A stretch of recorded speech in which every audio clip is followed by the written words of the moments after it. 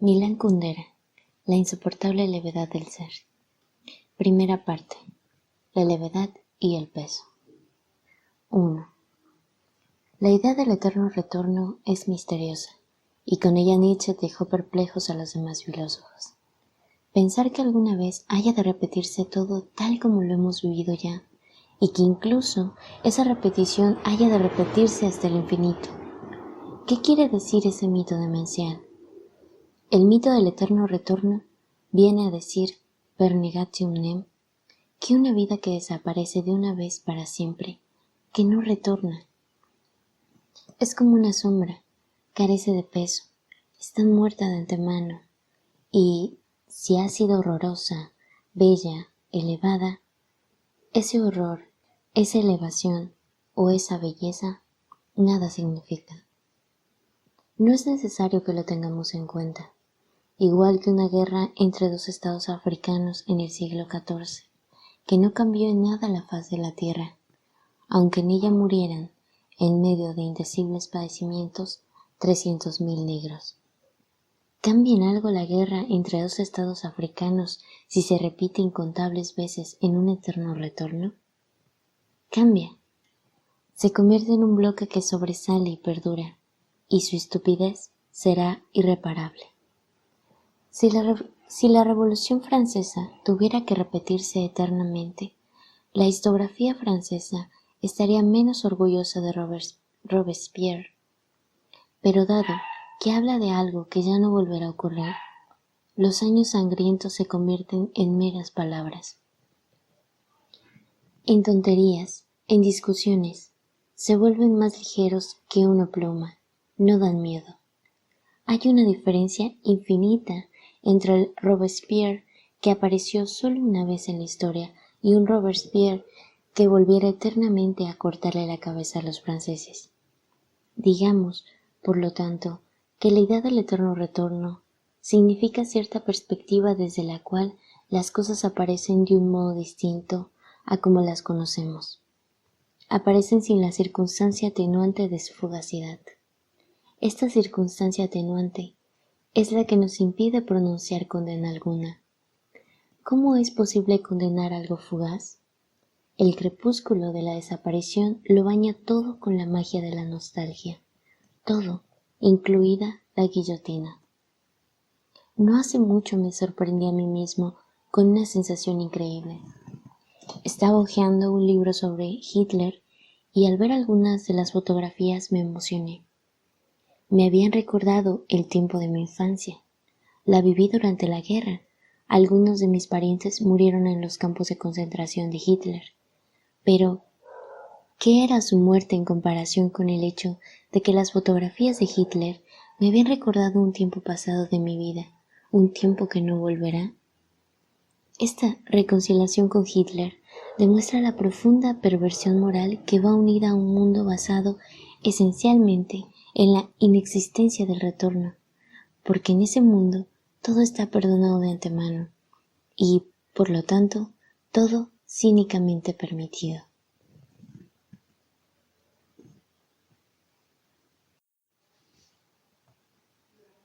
Dos. Si cada uno de los instantes de nuestra vida se va a repetir infinitas veces, estamos clavados a la eternidad como Jesucristo a la cruz. La imagen es terrible.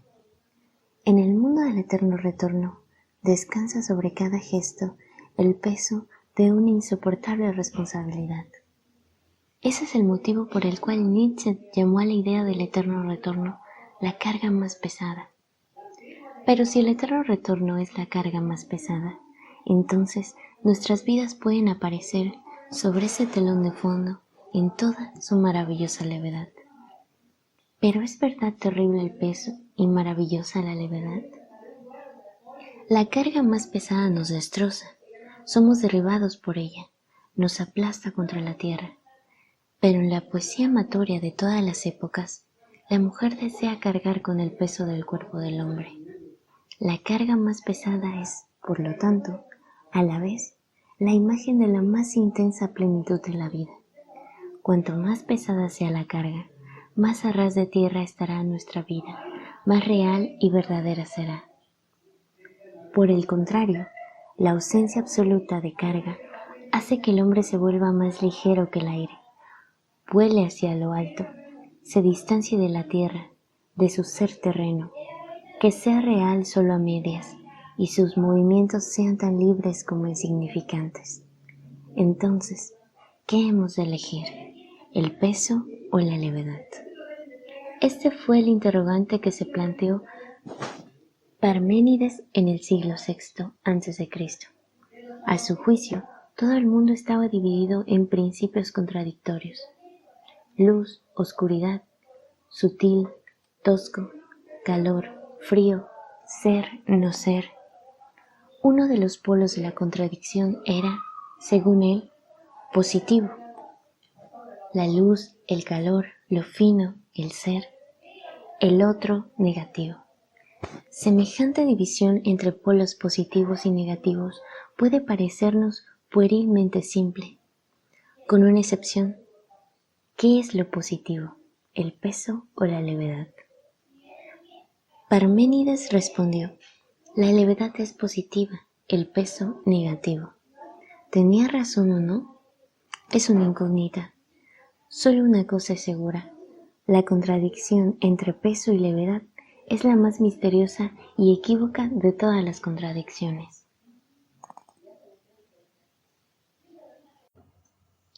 3. Pienso en Tomás desde hace años, pero no había logrado verlo con claridad hasta que me lo iluminó esta reflexión. Lo vi de pie junto a la ventana de su piso, mirando a través del patio hacia la pared del edificio de enfrente, sin saber qué debe hacer. Se encontró por primera vez a Teresa hace unas 3 semanas en una pequeña ciudad checa. Pasaron juntos apenas una hora. Lo acompañó a la estación y esperó junto a él hasta que tomó el tren. 10 días más tarde vino a verla a Praga. Hicieron el amor ese mismo día. Por la noche le dio fiebre y se quedó toda una semana con gripe en su casa. Sintió entonces un inexplicable amor por una chica casi desconocida. Le pareció un niño al que alguien hubiera colocado en un cesto untado con pez y lo hubiera mandado río abajo para que Tomás lo recogiese a la orilla de su cama. Teresa se quedó en su casa una semana hasta que sanó y luego regresó a su ciudad, a unos 200 kilómetros de Praga, y entonces llegó ese momento del que he hablado y que me parece la llave para entrar en la vida de Tomás. Está junto a la ventana, mira a través del patio hacia la pared del edificio de enfrente y piensa: debe invitarla a venir a vivir a Praga. Le daba miedo semejante responsabilidad. Si le invitase ahora, vendría junto a él a ofrecerle toda su vida. ¿O ya no debe dar señales de vida? Eso significaría que Teresa seguiría siendo camarera en un restaurante de una ciudad perdida y que él ya no la vería nunca más. ¿Quería que ella viniera a verle o no quería? Miraba a través del patio hacia la pared de enfrente y buscaba una respuesta. Se acordaba una y otra vez de cuando estaba acostada en su cama. No le recordaba a nadie de su vida anterior. No era ni un amante ni una esposa. Era un niño al que había sacado de un cesto untado de pez y había colocado en la orilla de su cama. Ella se durmió. Él se arrodilló a su lado. Su respiración afiebrada se aceleró y se oyó un débil gemido. Apretó su cara contra la de ella y le susurró mientras dormía palabras tranquilizadoras. Al cabo de un rato sintió que su respiración se serenaba y que la cara de ella ascendía instintivamente hacia la suya. Sintió en su boca el suave olor de la fiebre y lo aspiró como si quisiera llenarse de las intimidades de su cuerpo. Y en ese momento se imaginó que ya llevaba muchos años en su casa y que se estaba muriendo. De pronto tuvo la clara sensación de que no podría sobrevivir a la muerte de ella. Se acostaría a su lado y querría morir con ella. Conmovido por esa imagen, hundió en ese momento la cara en la almohada, junto a la cabeza de ella, y permaneció así durante mucho tiempo. Ahora estaba junto a la ventana e invocaba ese momento. ¿Qué podía hacer sino el amor que había llegado de ese modo para que él lo reconociese? Pero, ¿era amor? La sensación de que quería morir junto a ella era evidentemente desproporcionada. Era la segunda vez que la veía en la vida. ¿No se trataba más bien de la histeria de un hombre que en lo más profundo de su alma ha tomado conciencia de su incapacidad de amar y que por eso mismo empieza a fingir amor ante sí mismo? Y su subconsciente era tan cobarde que había elegido para esa comedia precisamente a una pobre camarera de una ciudad perdida, que no tenía prácticamente la menor posibilidad de entrar a formar parte de su vida. Miraba a través del patio la sucia pared y se daba cuenta que no sabía si se trataba de histeria o de amor, y le dio pena que en una situación como aquella, en la que un hombre de verdad sería capaz de tomar inmediatamente una decisión, él dudase, privando así de su significado al momento más hermoso que había vivido jamás. Estaba arrodillado junto a su cama y pensaba que no podría sobrevivir a su muerte. Se enfadó consigo mismo, pero luego se le ocurrió que en realidad era bastante natural que no supiera qué quería. El hombre nunca puede saber qué debe querer, porque vive solo una vida y no tiene modo de compararla con sus vidas precedentes ni de enmendarla en sus vidas posteriores. ¿Es mejor estar con Teresa o quedarse solo?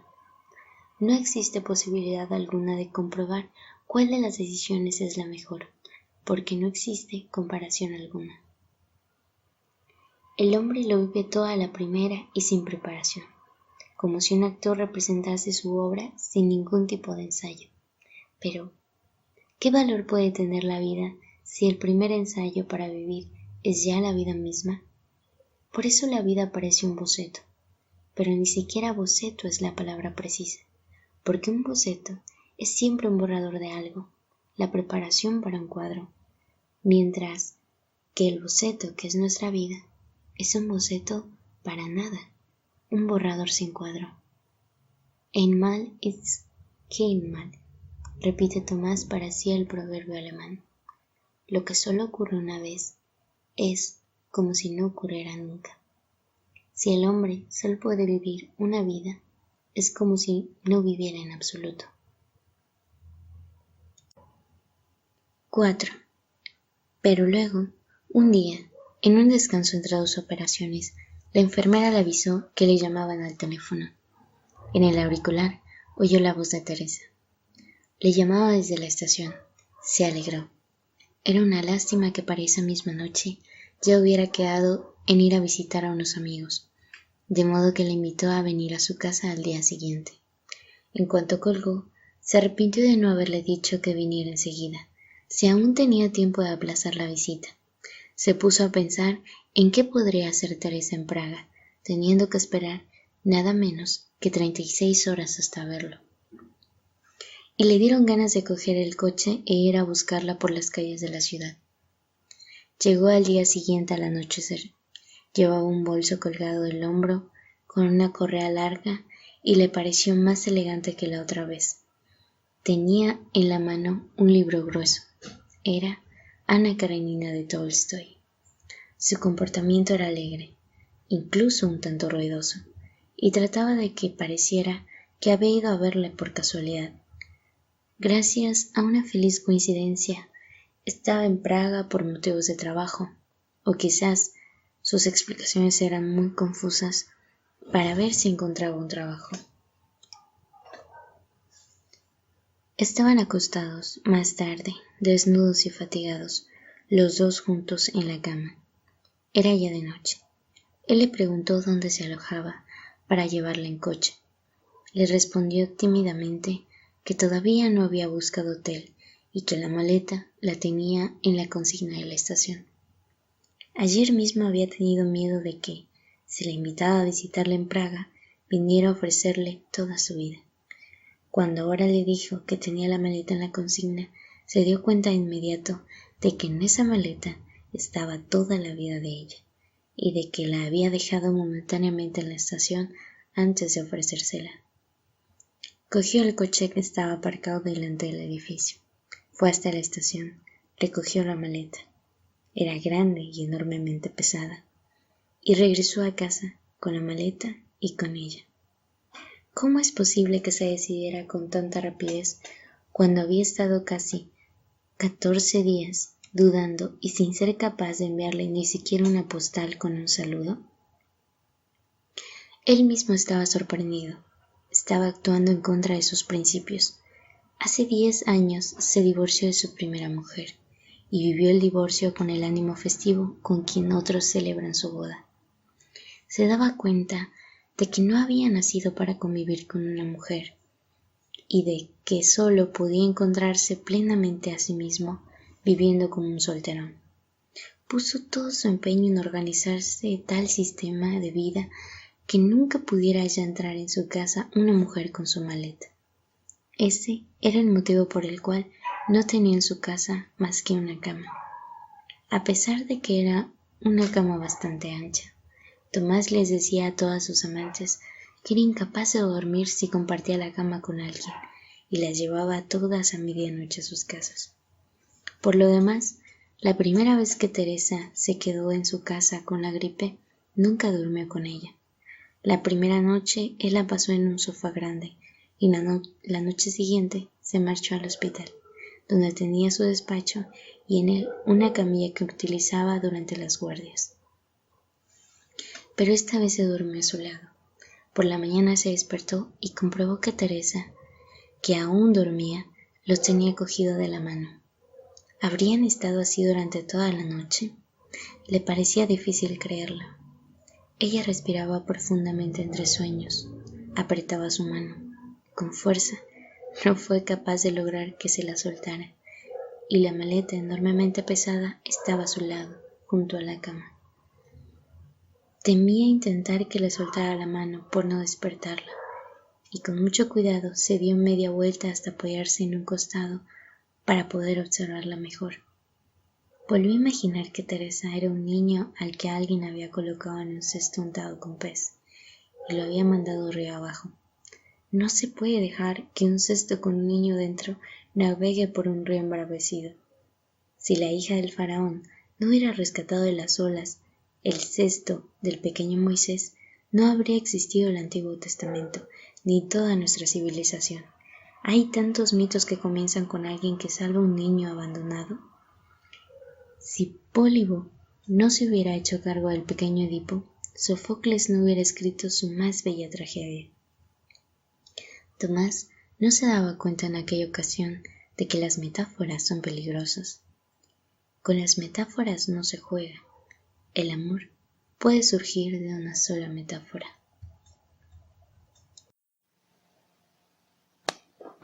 5.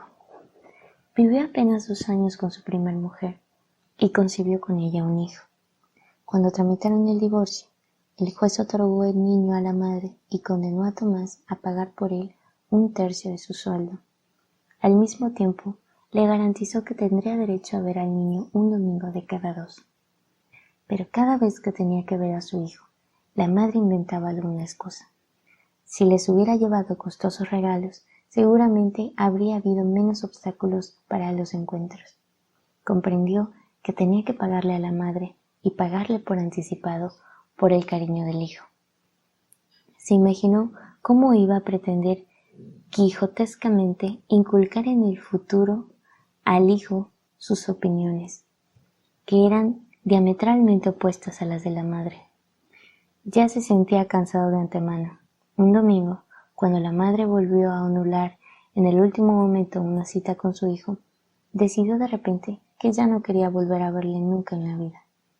Además, ¿por qué iba a tener que sentir por este niño? ¿Por qué iba a tener que sentir por este niño al que no lo unía nada más que una noche imprudente? ¿Algo más que por otra persona cualquiera? Pagará puntualmente lo que le corresponda, pero que nadie le pida que luche por el derecho a su hijo en nombre de quién sabe qué sentimientos paternales. Por supuesto que nadie estuvo de acuerdo con semejante postura. Sus propios padres condenaron su actitud y dijeron que, si Tomás se negaba a interesarse por su hijo, ellos harían lo propio con el suyo. Mantuvieron, en cambio, excelentes relaciones con la nuera, jactándose ante los amigos de su comportamiento ejemplar y de su sentido de la justicia. De ese modo consiguió librarse en poco tiempo de su mujer, su hijo, su madre y su padre. Lo único que le quedó de todos ellos fue el miedo a las mujeres. Las deseaba, pero les tenía miedo. Entre el miedo y el deseo no tenía más remedio que buscar una especie de compromiso. Lo denominaba amistad erótica. A sus amantes les decía, solo una relación no sentimental, en la que uno no reivindique la vida y la libertad del otro. Puede hacer felices a los dos. Quería tener la seguridad de que la amistad erótica nunca llegaría a convertirse en la agresividad del amor, y por eso mantenía largas pausas entre los encuentros con cada una de sus amantes. Estaba convencido de que este era un método perfecto y lo propagaba entre sus amigos. Hay que mantener la regla del número 3. Es posible ver a una mujer varias veces seguidas, pero en tal caso, no más de 3 veces. También es posible mantener una relación durante años, pero con la condición de que entre cada encuentro pasen al menos 3 semanas. Este sistema le daba a Tomás la posibilidad de no separarse de sus amantes permanentes, teniendo al mismo tiempo una considerable cantidad de amantes pasajeras. No siempre encontraba comprensión. La que mejor le entendía de todas sus amigas era Sabina. Era una pintora, le decía. Te quiero porque eres el polo opuesto al kitsch. En el reino del kitsch serías un monstruo. No hay ninguna película rusa o americana en la que pudieras existir más que como un ejemplo de maldad. A ella acudió cuando necesitó encontrar un empleo en Praga para Teresa. Tal como lo exigían las reglas tácticas de la amistad erótica, Sabina le prometió que haría lo posible y, en efecto, pronto encontró un puesto en el laboratorio fotográfico de un semanario. El puesto no requería preparación especial, sin embargo, elevó a Teresa del estatus de camarera al del gremio de la prensa. Ella misma acompañó a Teresa a la redacción, mientras Tomás decía para sus adentros que jamás había tenido una amiga mejor que Sabina.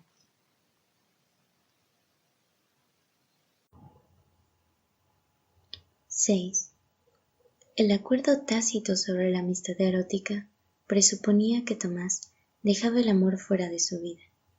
En cuanto incumpliese esta condición, sus demás amantes se encontrarían en una posición secundaria y se rebelarían. Por eso buscó para Teresa un piso de alquiler, al que ella tuvo que llevar su pesada maleta. Quería velar por ella, defenderla, disfrutar de su presencia, pero no sentía necesidad de cambiar su estilo de vida. Por eso no quería que se supiera que Teresa dormía en su casa. Dormir juntos era, en realidad, el corpus delicti del amor. Nunca dormía con las demás amantes.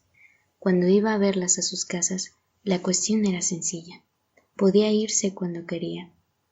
Peor era cuando ellas estaban en casa de él, y había que explicarles que a medianoche debía llevarlas a sus casas porque tenía problemas de insomnio, y era incapaz de dormir en la inmediata proximidad de otra persona. Aquello no estaba muy lejos de la verdad, pero la causa principal era peor, y no se atrevía a contársela. En el mismo momento en que terminaba el acto amoroso, sentía un deseo insuperable de quedarse solo. Despertarse en medio de la noche junto a una persona extraña le desagradaba. Levantarse por la mañana junto con alguien le producía rechazo. No tenía ganas de que nadie oyese cómo se limpiaba los dientes en el cuarto de baño, y la intimidad del desayuno para dos no le atraía. Por eso se sorprendió tanto cuando se despertó y Teresa cogía con fuerza su mano. La miraba y no podía entender qué había pasado. Se acordaba de las horas que acababan de pasar y le parecía que de ella se desprendía el perfume de quien sabe qué felicidad desconocida. Desde entonces, los dos disfrutaban durmiendo juntos. Diría casi que el objetivo del acto amoroso no era para ellos el placer, sino el sueño que venía después de aquel. Ella en particular, no podía dormir sin él. Cuando alguna vez se quedaba sola en su piso alquilado, que iba convirtiéndose cada vez más en una simple tapadera, no podía conciliar el sueño en toda la noche. En sus brazos se dormía por más excitada que estuviera. Él le susurraba al oído historias que inventaba para ella, cosas sin sentido, palabras que repetía monótonamente, consoladoras o chistosas. Aquellas palabras se convertían en visiones confusas que la transportaban hasta el primer sueño. Tenía el sueño de ella totalmente en su poder, y ella se dormía en el instante que él elegía. Cuando dormían, se aferraba a él como la primera noche.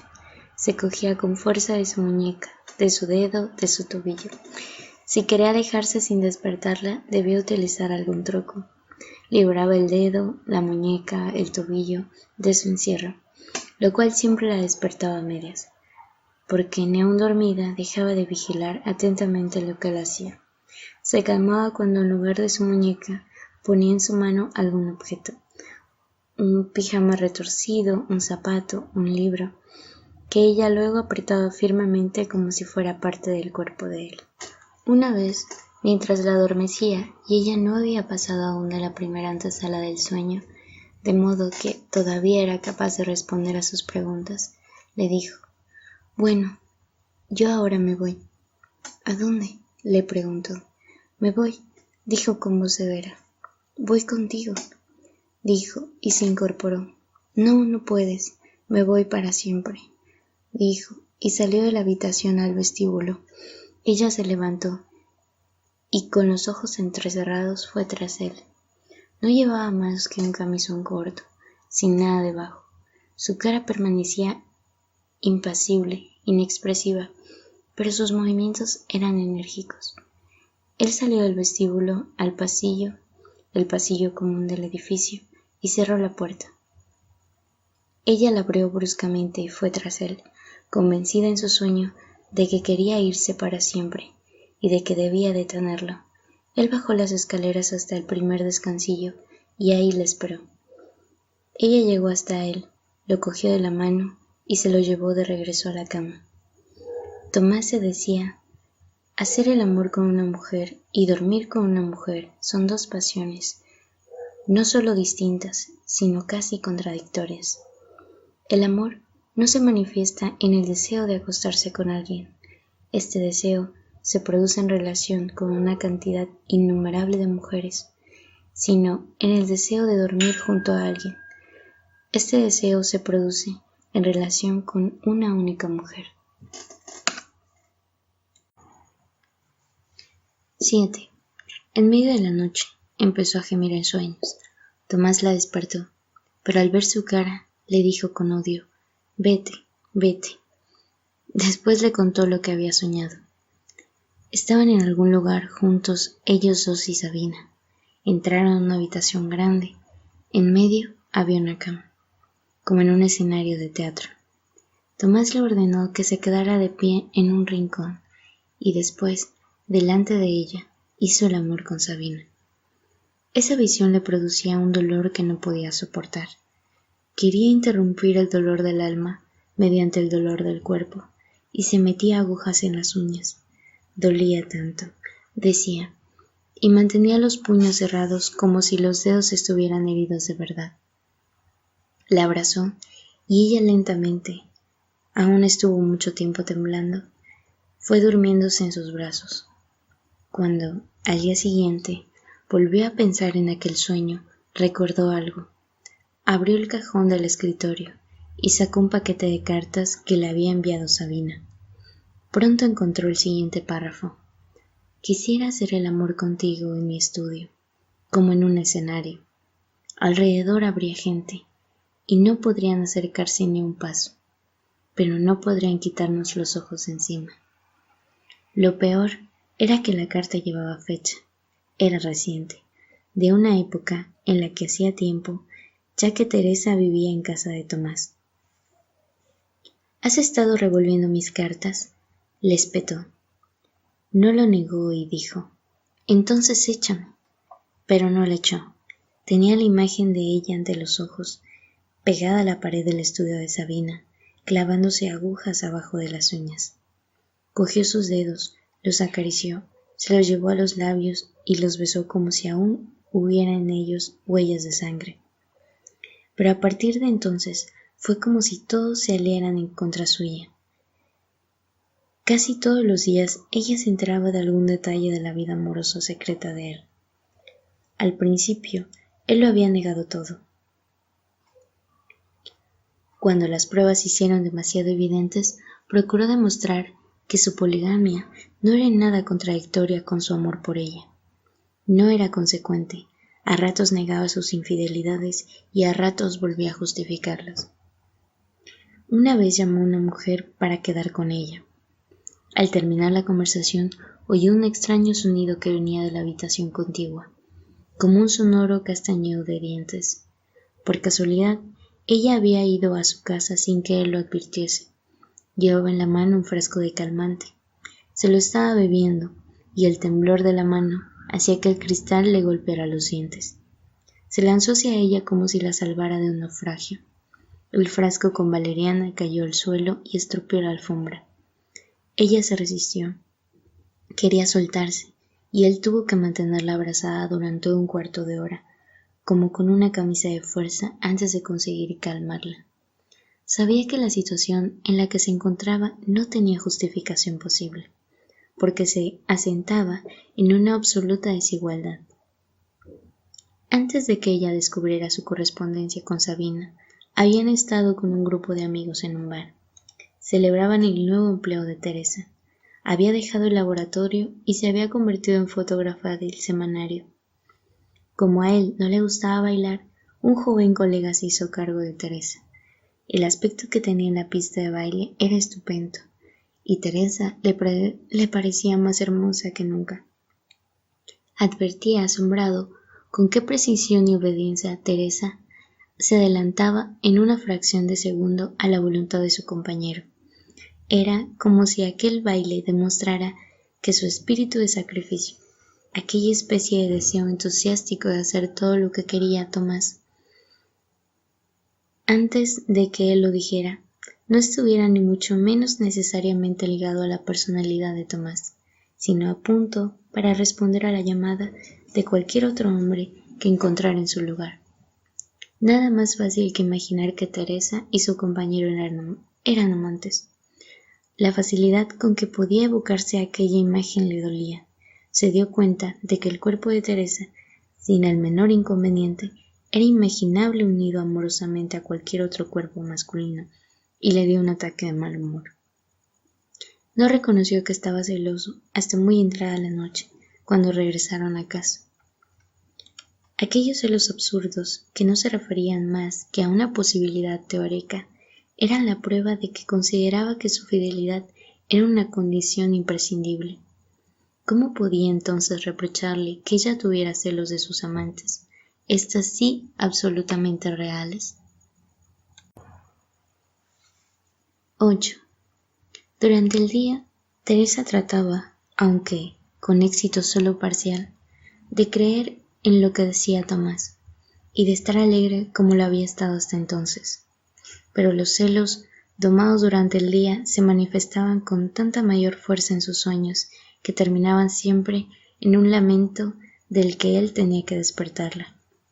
Los sueños se repetían como variaciones sobre temas, o como seriales de televisión. Con frecuencia se reiteraban, por ejemplo, los sueños sobre gatas que le saltaban a la cara y le clavaban las uñas.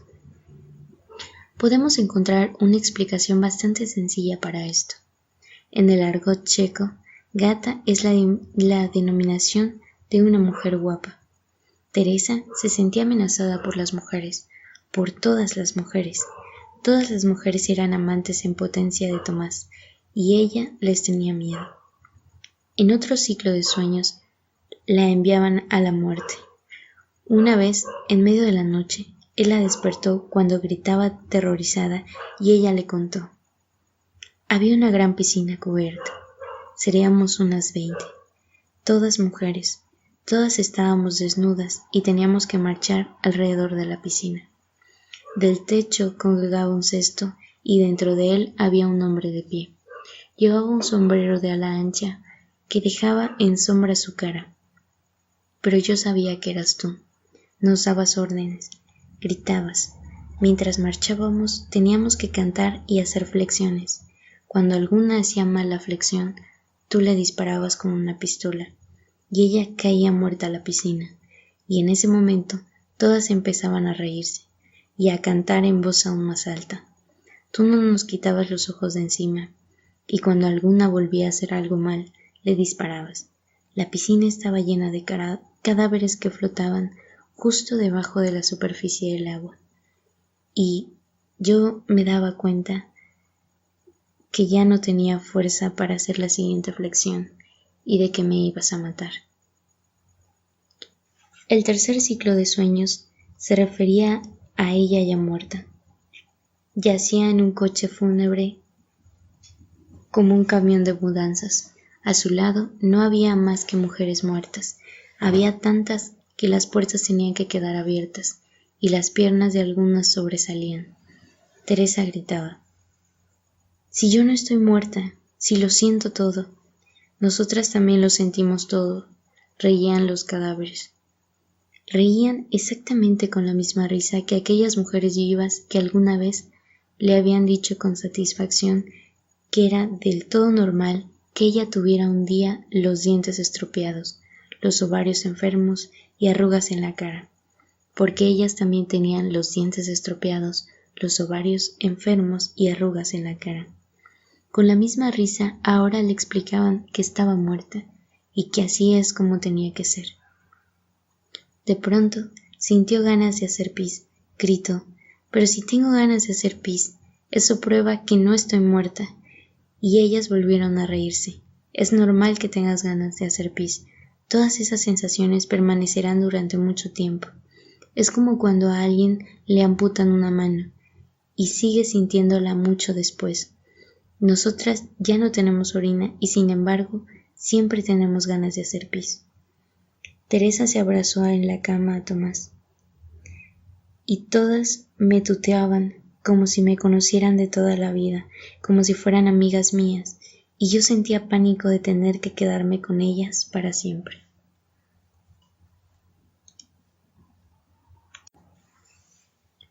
#9. Todos los idiomas derivados del latín forman la palabra compasión, con el prefijo con, y la palabra passio, que significaba originalmente padecimiento. Esta palabra se traduce a otros idiomas, por ejemplo, al checo, al polaco, al alemán, al sueco, mediante un sustantivo compuesto de un prefijo del mismo significado, seguido de la palabra sentimiento. En checo, soucit, en polaco, spolsucie, en alemán, Mitgefühl, en sueco, Medkänsla. En los idiomas derivados del latín, la palabra compasión significa no podemos mirar impertérritos el sufrimiento del otro, o participamos de los sentimientos de aquel que sufre. En otra palabra, en la francesa, pitié, en la iglesia, piti, en la italiana, pietà, etc., que tiene aproximadamente el mismo significado. Se nota incluso cierta indulgencia hacia aquel que sufre. Avoir de la pitié pour une femme significa que nuestra situación es mejor que la de la mujer, que nos inclinamos hacia ella, que nos rebajamos. Este es el motivo por el cual la palabra compasión o piedad produce desconfianza. Parece que se refiere a un sentimiento malo, secundario, que no tiene mucho en común con el amor. Querer a alguien por compasión significa no quererlo de verdad. En los idiomas que no forman la palabra compasión a partir de la raíz del padecimiento, passio, sino del sustantivo sentimiento, estas palabras se utilizan aproximadamente en el mismo sentido. Sin embargo, es imposible afirmar que se refieran a un sentimiento secundario o malo. El secreto poder de su etimología ilumina la palabra con otra luz y le da un significado más amplio. Tener compasión significa saber vivir con otro su desgracia, pero también sentir con él cualquier otro sentimiento. Alegría, angustia, felicidad, dolor. Esta compasión, en el sentido de Xuxie, significaba también la máxima capacidad de imaginación sensible, el arte de la telepatía sensible. Es en la jerarquía de los sentimientos el sentimiento más elevado. Cuando Teresa soñó que se clavaba agujas entre las uñas, reveló así que había espiado en los cajones de Tomás. Si se lo hubiera hecho alguna otra mujer, no hubiera vuelto a hablar con ella en la vida. Teresa lo sabía y por eso le dijo: entonces échame. Pero no solo no le echó, sino que le cogió la mano y le besó las yemas de los dedos, porque en ese momento él mismo sentía el dolor debajo de las uñas de ella, como si los nervios de sus dedos condujeran directamente a la corteza cerebral de él. Un hombre que no goce del diabólico regalo denominado compasión, no puede hacer otra cosa que condenar lo que hizo Teresa, porque la vida privada del otro es sagrada, y los cajones que contienen su correspondencia íntima no se abren. Pero como la compasión se había convertido en el sino o la maldición de Tomás, le pareció que había sido él mismo quien había estado arrodillado ante el cajón abierto del escritorio, sin poder separar los ojos de las frases que había escrito Sabina. Comprendía a Teresa, y no solo era incapaz de enfadarse con ella, sino que la quería aún más.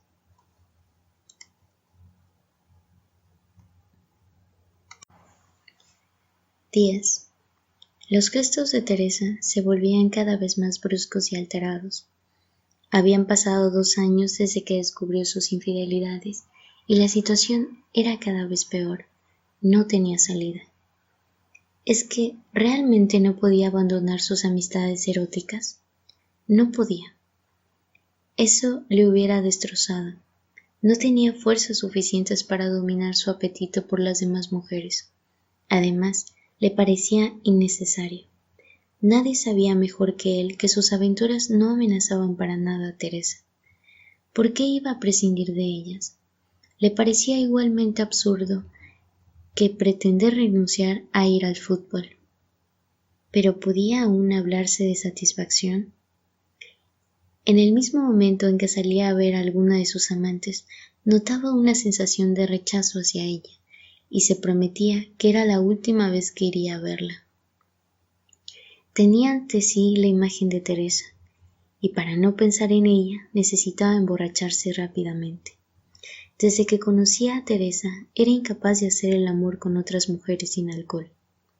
Pero precisamente el aliento que sabía a alcohol era la huella que le permitía a Teresa comprobar con mayor facilidad sus infidelidades. Había caído en la trampa. En cuanto iba tras ellas, desaparecían sus apetencias, pero bastaba un día sin ellas para que marcara algún número de teléfono y fijara un encuentro. Con Sabina se sentía un poco mejor porque sabía que era discreta y que no había peligro de que lo pusiera en evidencia. Su estudio le daba la bienvenida como un recuerdo de su vida pasada, la idílica vida de un hombre soltero. ¿Quién sabe si él mismo se daba cuenta de cuánto había cambiado? Tenía miedo de llegar tarde a casa porque ahí le esperaba Teresa. En cierta ocasión, Sabina advirtió que Tomás observaba el reloj mientras hacía el amor y trataba de acelerar su culminación. Ella se dedicó entonces a pasearse lentamente por el estudio y se detuvo ante un cuadro que estaba sin terminar en el caballete mirando de reojo a Tomás, que se vestía apresuradamente. Ya estaba vestido, solo tenía un pie descalzo. Echó una mirada a su alrededor y se puso a gatas, buscando algo debajo de la mesa. Ella le dijo: «Cuando te miro, tengo la sensación de que te estás convirtiendo en el eterno tema de mis cuadros. El encuentro entre dos mundos, la doble exposición. Tras la silueta de Tomás, el libertino, reluce la increíble figura del enamorado romántico. O al revés, a través de la figura del Tristán, que no piensa más que en su Teresa, se vislumbra el hermoso mundo traicionado por el libertino». Tomás se puso de pie. Oía las palabras de Sabina sin prestarles atención. «¿Qué estás buscando?», le preguntó. «Un calcetín». Registraron juntos la habitación y él volvió a ponerse a gatas y a buscar debajo de la mesa. «Aquí no hay ningún calcetín tuyo», dijo Sabina. «Seguro que no lo has traído». «¿Cómo no lo iba a traer?», gritó Tomás mirando el reloj.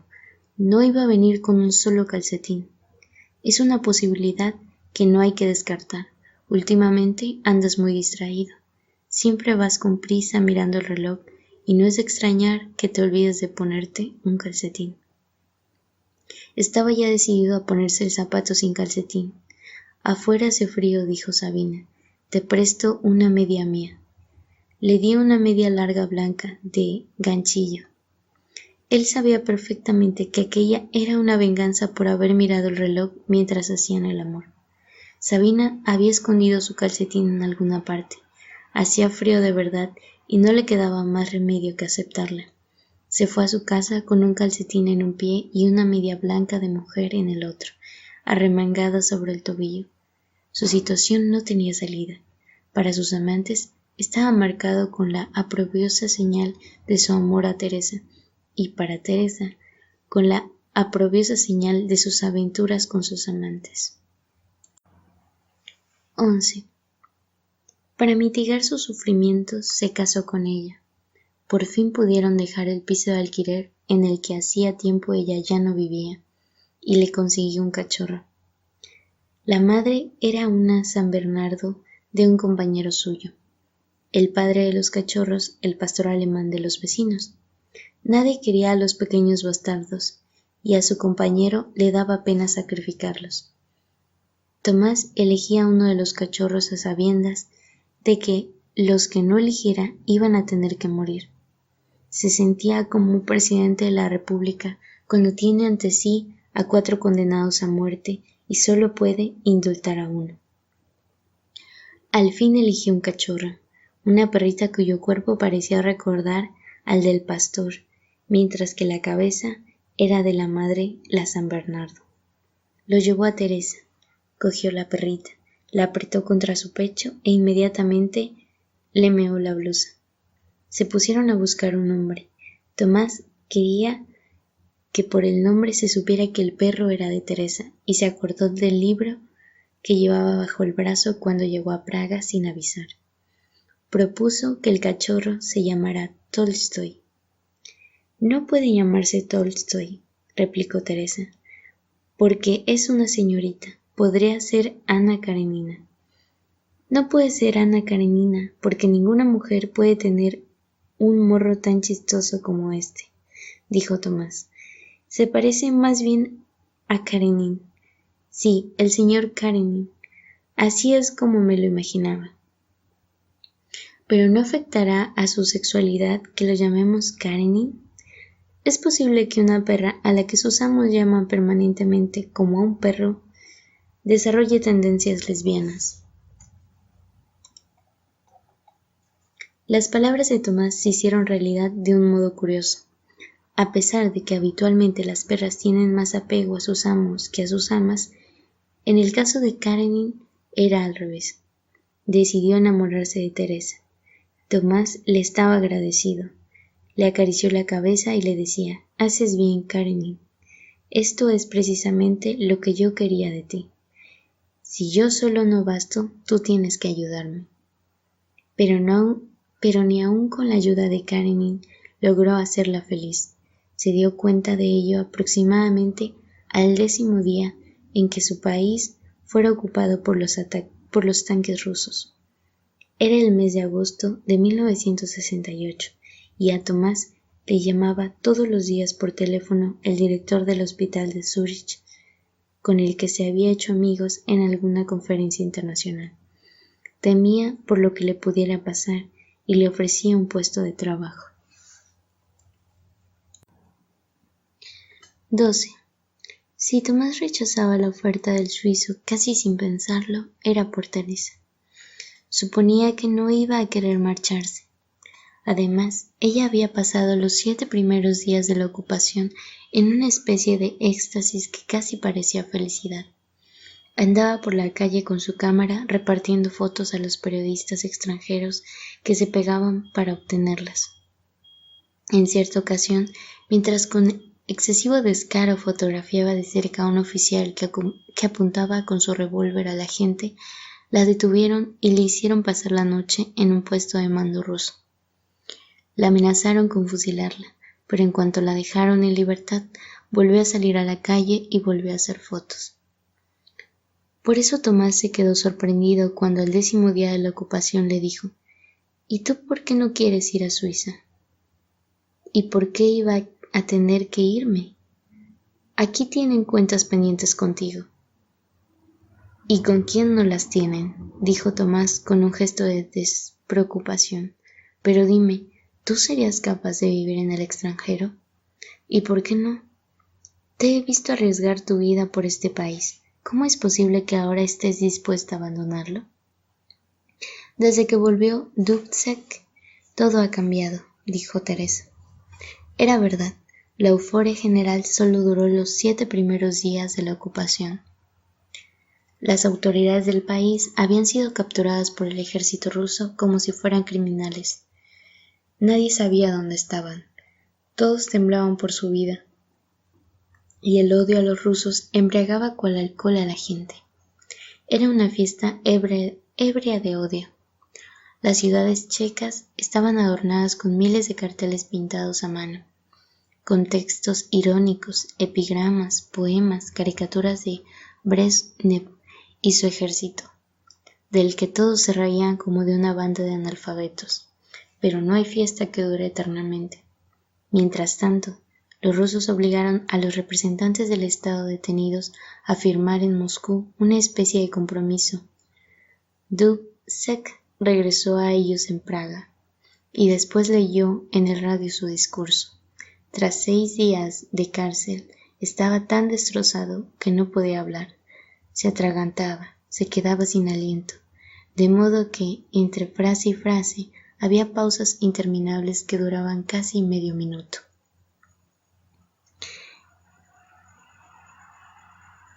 El compromiso alcanzado salvó al país de lo peor, de los fusilamientos y de las deportaciones en masa a Siberia, que espantaban a todos. Pero una cosa ya estaba clara: Bohemia iba a tener que inclinarse ante el conquistador. Iba a tener que atragantarse ya para siempre, que tartamudear, que quedarse sin aliento como Alexander Dubček. Se había acabado la fiesta, habían llegado los días hábiles de la humillación.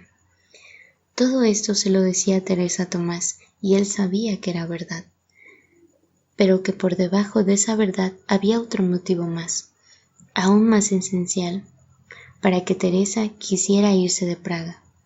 No era feliz con la vida que había llevado hasta entonces. Los días más hermosos de su vida los había vivido fotografiando en las calles a los soldados rusos y exponiéndose al peligro. Fueron los únicos días en los que el serial televisivo de sus sueños se interrumpió y sus noches fueron felices.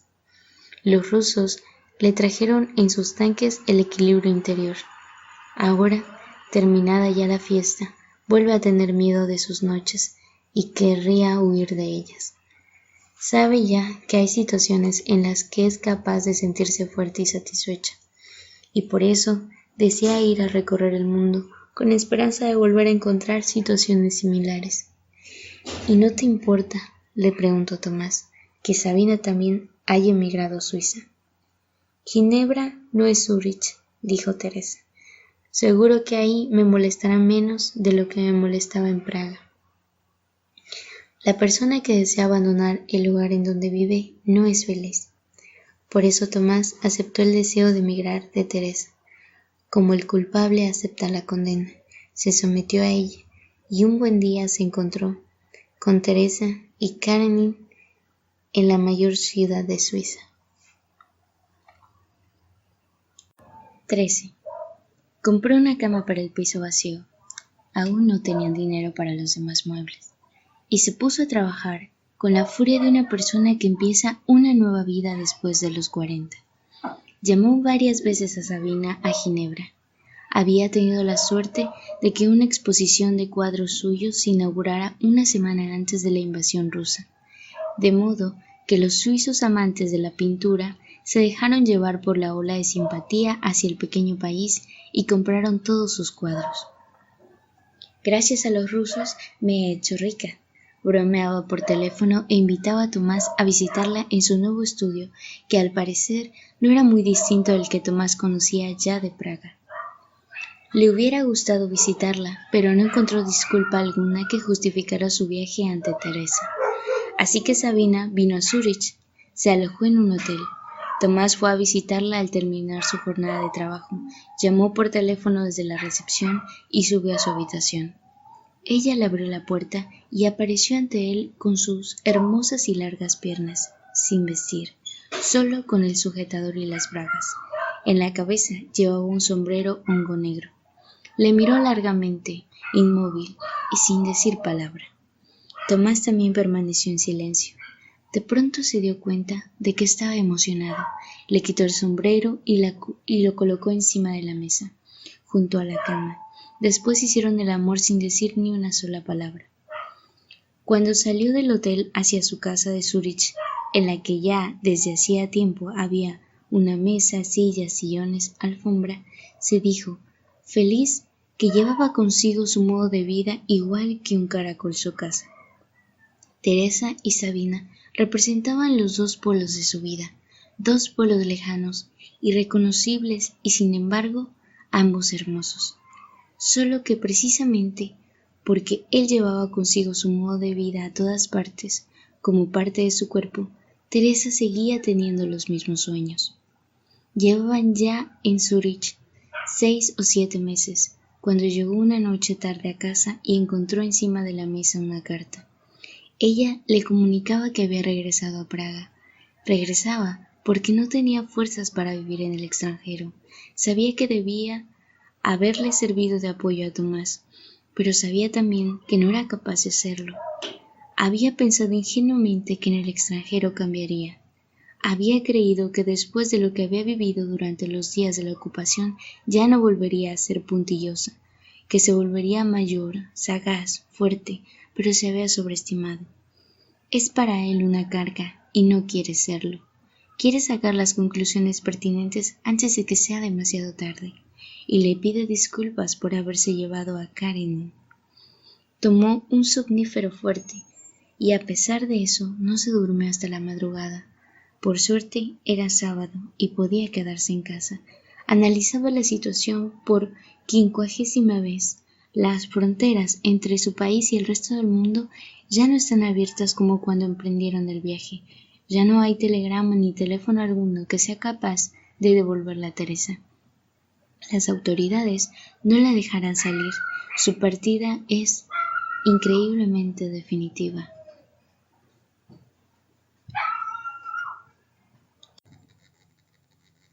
14. La conciencia de que era absolutamente impotente le hizo el efecto de un mazazo, pero al mismo tiempo lo tranquilizó.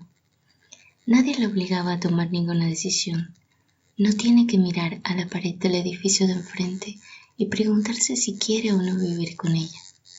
Teresa lo ha decidido todo por su cuenta. Fue al restaurante a almorzar.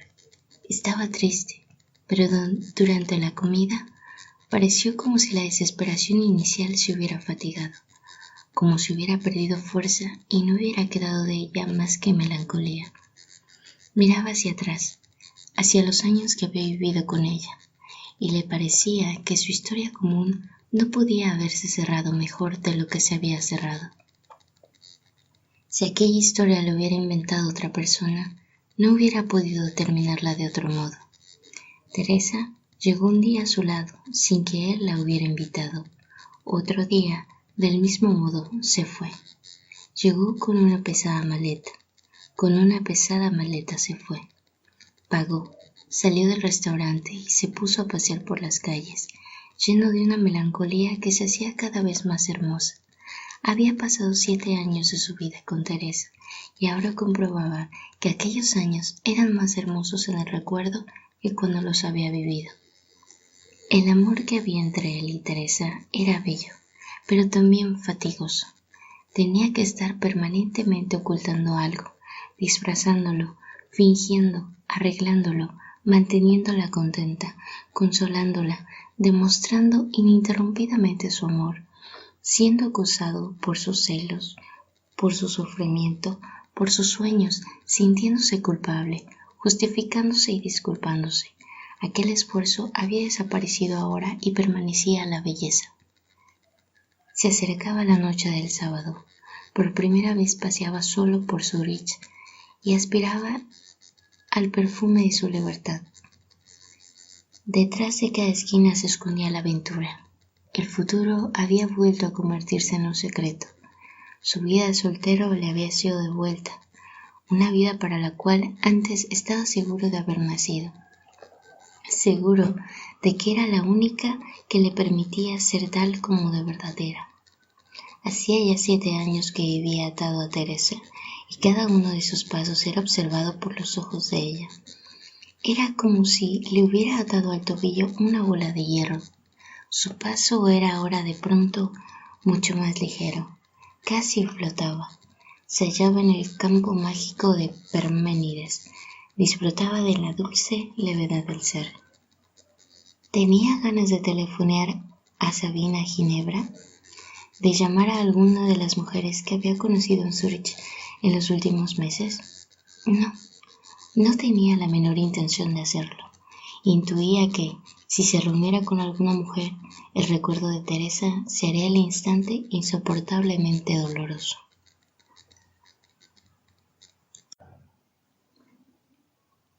XV. Aquel extraño encantamiento melancólico duró hasta el domingo por la noche. El lunes todo cambió. Teresa irrumpió en su mente. Sentía el estado de ánimo de ella cuando le escribía la carta de despedida. Sentía cómo le temblaban las manos. La veía arrastrando la pesada maleta en una mano, la correa de Karenin en la otra. Se la imaginaba abriendo la cerradura de la casa de Praga y sentía en su propio corazón la orfandad de la soledad que la envolvía al abrir la puerta. Durante aquellos 2 hermosos días de melancolía, su compasión no había hecho más que descansar. La compasión dormía, como duerme el minero el domingo después de una semana de trabajo duro, para el lunes poder bajar otra vez al Tajo. Atendía a un paciente, y en lugar de verlo a él, veía a Teresa. Él mismo se lo reprochaba. No pienses en ella, no pienses en ella, se decía. Precisamente porque estoy enfermo de compasión, es bueno que se haya ido y que ya no la vea. Tengo que librarme, no de ella, sino de mi compasión, de esa enfermedad que antes no conocía y con cuyo bacilo me contagio. El sábado y el domingo sintió la dulce levedad del ser, que se acercaba a él desde las profundidades del futuro. El lunes cayó sobre él un peso hasta entonces desconocido. Las toneladas de hierro de los tanques rusos no eran nada en comparación con aquel peso. No hay nada más pesado que la compasión. Ni siquiera el propio dolor es tan pesado como el dolor sentido con alguien, por alguien, para alguien, multiplicado por la imaginación, prolongado en 1000 ecos. Se hacía reproches para no rendirse a la compasión, y la compasión lo oía con la cabeza gacha, como si se sintiera culpable. La compasión sabía que se estaba aprovechando de sus poderes, y sin embargo se mantenía calladamente en sus 13, de modo que al 5.º día de la partida de ella, Tomás le comunicó al director del hospital, al mismo que después de la invasión rusa le llamaba a diario a Praga, que debía regresar de inmediato. Le daba vergüenza. Sabía que su actitud tenía que parecerle al director irresponsable e imperdonable. Tenía ganas de confesárselo todo, de hablarle de Teresa y de la carta que había dejado para él en la mesa, pero no lo hizo.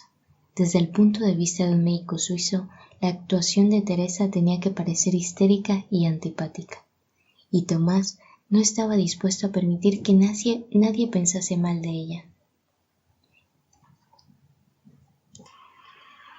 El director estaba verdaderamente afectado. Tomás se encogió de hombros y dijo: «Es Musain, es Musain». Era una alusión. La última frase del último cuarteto de Beethoven estaba escrito sobre estos dos motivos. Para el sentido de estas frases quedase del todo claro, Beethoven encabezó toda la frase final con las siguientes palabras: «Una decisión de peso». Con aquella alusión a Beethoven, Tomás volvía a referirse en realidad a Teresa, porque había sido precisamente ella la que le había obligado a comprar los discos de los cuartetos y las sonatas de Beethoven. La alusión resultó más adecuada de lo que él hubiera podido suponer, porque el director era un gran aficionado a la música. Se sonrió ligeramente y dijo en voz baja, imitando la melodía de Beethoven: «Muss es sein». Tomás dijo una vez más: «Ya, es muss sein». 16. A diferencia de Parménides, para Beethoven el peso era evidentemente algo positivo. Una decisión de peso va unida a la voz del destino. El peso, la necesidad y el valor son tres conceptos internamente unidos. Solo aquello que es necesario tiene peso. Solo aquello que tiene peso vale.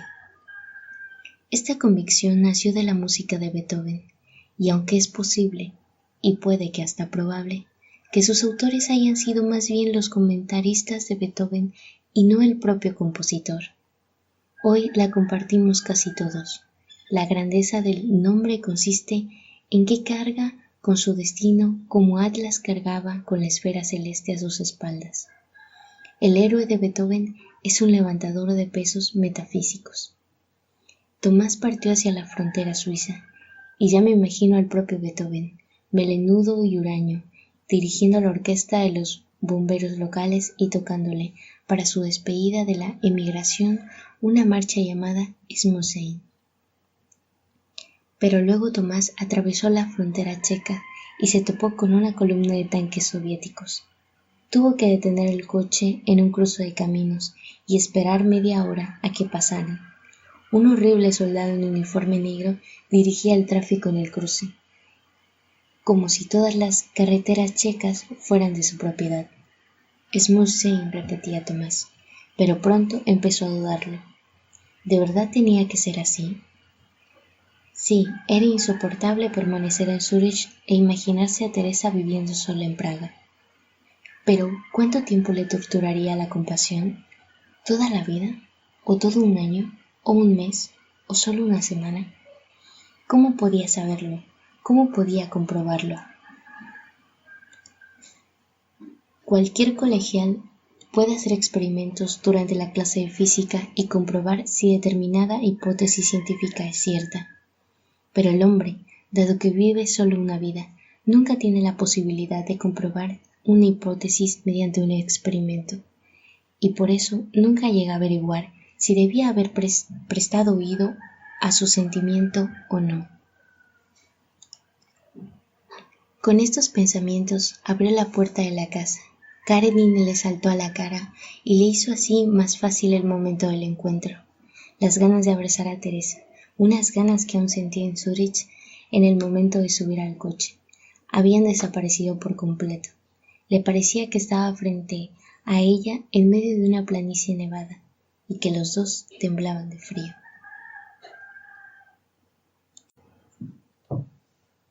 17. Desde el primer día de la ocupación, los aviones rusos volaban durante toda la noche sobre Praga. Tomás se había desacostumbrado a aquel ruido y no podía dormir. Daba vueltas en la cama mientras Teresa dormía y se acordaba de lo que había dicho hacía tiempo en una conversación intrascendente. Estaba hablando de su amigo Zeta, y ella afirmó: «Si no te hubiera encontrado a ti, seguro que me hubiera enamorado de él». Ya en esa ocasión, aquellas palabras le produjeron a Tomás una extraña melancolía, y es que, de pronto, se dio cuenta de que era mera casualidad el que Teresa lo amase a él y no a su amigo Zeta.